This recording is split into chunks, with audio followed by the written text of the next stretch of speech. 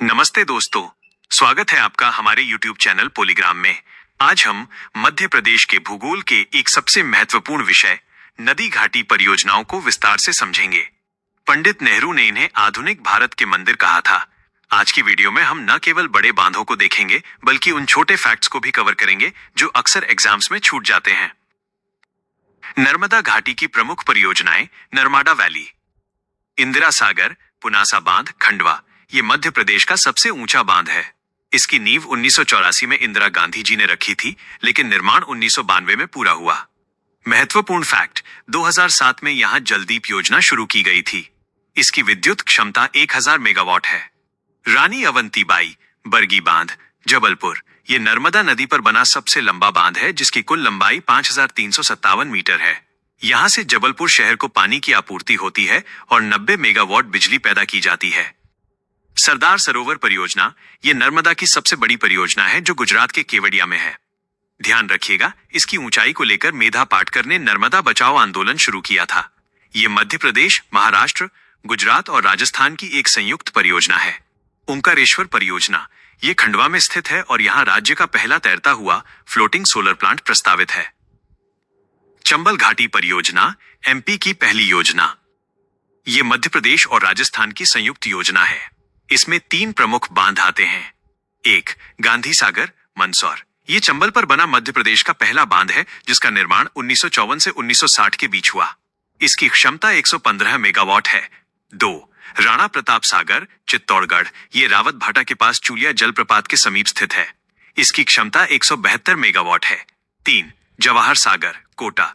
इसे कोटा बैराज के नाम से भी जाना जाता है। इसकी क्षमता 99 मेगावाट है। संयुक्त परियोजनाएं, इंटरस्टेट प्रोजेक्ट्स। अब बात करते हैं उन परियोजनाओं की जो मध्य प्रदेश के साथ अन्य राज्यों की साझा योजनाएं हैं। बाणसागर परियोजना, सोन नदी, शहडोल। ये मध्य प्रदेश, उत्तर प्रदेश और बिहार की एक बहुत ही महत्वपूर्ण साझा योजना है। इसमें लाभ का हिस्सा 50:25:25 25 मिनट्स एंड 50 आवर्स के अनुपात में विभाजित है। ध्यान रखिएगा, इसका नाम प्रसिद्ध संस्कृत कवि बाणभट्ट के नाम पर रखा गया है। राजघाट बाई रानी लक्ष्मीबाई परियोजना, बेतवा नदी। ये मध्य प्रदेश और उत्तर प्रदेश की संयुक्त परियोजना है जो अशोकनगर और ललितपुर की सीमा पर स्थित है। पेंच परियोजना, ये मध्य प्रदेश और महाराष्ट्र की संयुक्त योजना है जो मुख्य रूप से छिंदवाड़ा जिले में आती है। बावनथड़ी, राजीव सागर।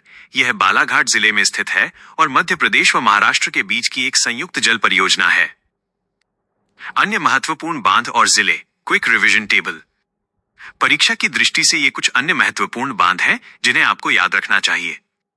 भीमगढ़ परियोजना, संजय सरोवर।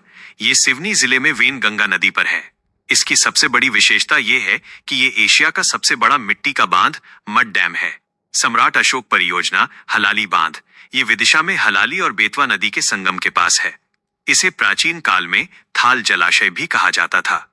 अटल सागर, मणिखेड़ा बांध। ये शिवपुरी जिले में सिंध नदी पर बना हुआ है। साइक्लोपियन बांध, ये भोजपुर में बेतवा नदी पर स्थित है।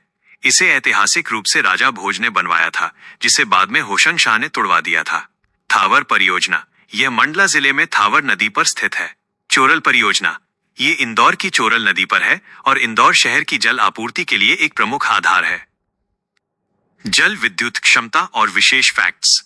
नर्मदा जल विवाद न्यायाधिकरण ऑन NWDT, इस ट्रिब्यूनल का गठन 1969 में न्यायमूर्ति वी रामास्वामी की अध्यक्षता में किया गया था और इसका फैसला 1979 में आया था। विद्युत क्षमता, गांधी सागर की क्षमता 115 मेगावाट, टोन्स रीवा की 315 मेगावाट और मणिखेड़ा की 60 मेगावाट है। Current affairs update. दोस्तों, याद रखिएगा कि मध्य प्रदेश का पहला फ्लोटिंग फेस्टिवल, तैरता हुआ उत्सव, मंदसौर के गांधी सागर में 1 से 5 फरवरी 2023 के बीच आयोजित किया गया था।